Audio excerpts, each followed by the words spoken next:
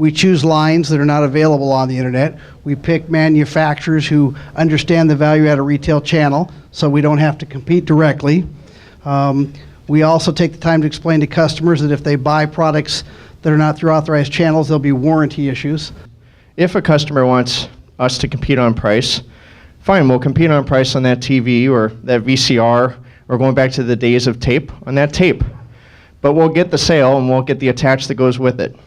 First of all, we had the good fortune to have a couple of vendors, and they stress the need of the vendors to take an active role in managing the process. They can't stop the things, but they can have a lot of influence in terms of managing it. Second, for the vendors to recommend in all of their activities the importance of the dealer network and the way that we're different.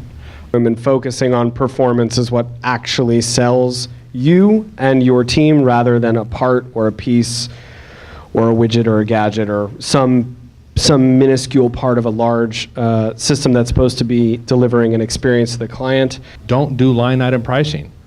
Some dealers can get away with this. If you're in New York, you're in California, you're in certain markets, you can get away with it. Other markets may not be able to, but you don't go buy a car and ask them how much the radiator cost.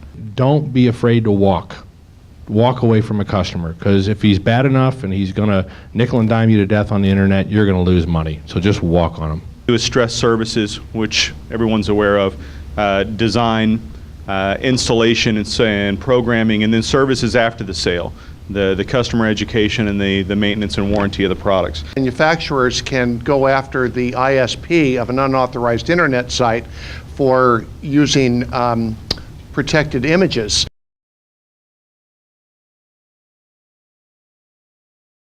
They stock backup inventory of all their trucks, because a $2 missing part, eventually becomes a $200 part once they have to go somewhere to pick it up or do something like that.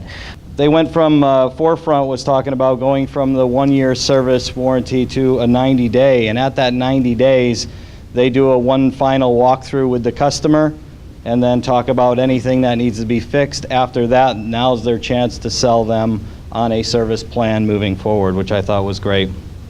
Some of the dealers add freight and include that in their product costs, in their proposals. Every dealer should add between, if you look at your freight costs, it averages between 1.5% and 2%. So add 1.75% to every proposal. The customer knows you pay freight, and you'll pick up 1.75 points, 2 points on all your proposals. Freight should be on every proposal. Yeah. Charging for design time up front, especially on large projects, making sure that, you can obviously do it a number of ways, but getting some sort of design fee and making sure that all that design engineering time is being recouped.